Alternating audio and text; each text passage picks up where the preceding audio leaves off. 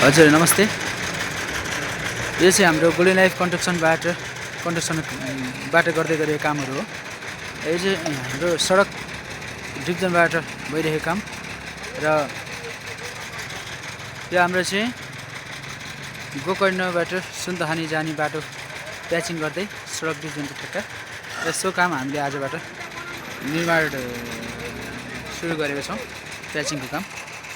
र यो चाहिँ हामीले प्रिमिक्स होइन कोलमिक्स गर्दै गरेका छौँ र कोलमिक्स गर्दैछौँ।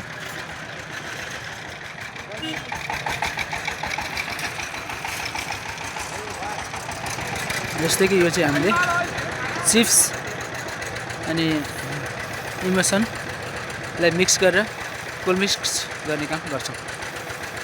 त्यसैबाट प्याचिङ गर्दै